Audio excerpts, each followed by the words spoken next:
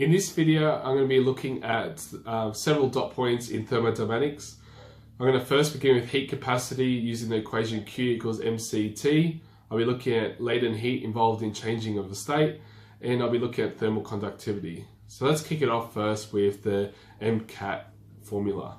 So the specific heat of a material is the amount of heat energy needed to raise or lower its temperature by 1 Celsius or 1 Kelvin.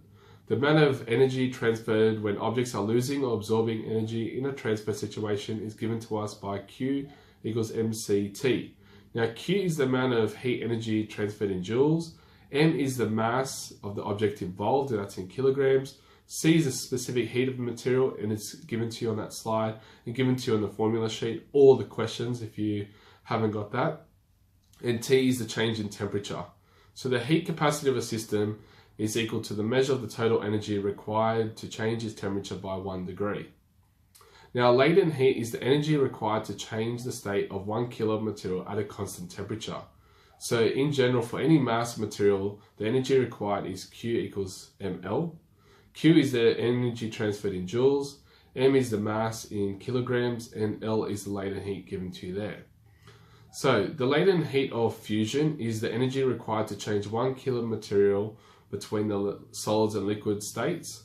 The latent heat of vaporization is the energy required to change 1 kilo material between the liquid and gaseous state. The latent heat of fusion of material is different from the latent heat of vaporization for that material. And evaporization is when a liquid turns into gas at room temperature and the temperature of the liquid falls as this occurs. The rate of evaporation depends on the volatility, temperature, surface area of the liquid, and presence of a breeze. Now you probably have already done this in junior science when we've done the water cycle with evaporation and vaporization. So let's have a look here at thermal conductivity. So what factors affect thermal conductivity? So K is the constant, cross-sectional area, the temperature of the difference between the two, and the thickness of the material, and it's given to you there by that following equation. You may have also done this prac in junior science where you put Play-Doh or blue tack on chalk and see which one of those falls first when they're connected together on top of a Bunsen burner. And I know that my class will be doing that coming up in a few weeks. So let's have a look at a question here. So in order to warm a 200 ml glass of cold water, initially at 10 degrees, 50 ml of water was added at 80 degrees. Complete A and B. Now if you like the opportunity now to pause the video. Okay, let's have a look at A at least. So you've got Mcat of hot with little subscript H equals Mcat of cold with the C subscript. So you got here 50 times 4.18 times, now we know that it goes from 80 to something, so we'll leave it as 80 minus T on the left hand side, equals 200 times 4.18 times, now we know the temperature goes from 10 to something, so we'll leave T minus 10. We work out the numbers by timesing them together, and you're left with 16,720 minus 209T on the left hand side equals 836T minus 8,360. Move that 8,360 and move the 209 across, T, sorry, and you're left with 25,080 equals 1,045T. Now to get rid of the 1,045, just divide both sides by that, and you're left with the temperature as 24 degrees. Now let's have a look at B. If the glass had a mass of 250 grams and was initially at the same temperature as the cold water, what would the final temperature of the water in the glass? Take the specific heat of glass as that. Now I told you in my previous video, or sorry, in this video at the beginning, that you'll be given the specific heat of different materials if it's not in the formula sheet. Now let's just have a look here. I've got the left hand side as T minus 10 is because they were initially at the same temperature as the cold water, the glass and the water. So you can see the left hand side has T minus 10 in the brackets, and the right hand side has the same as A, so it's got 80 minus T.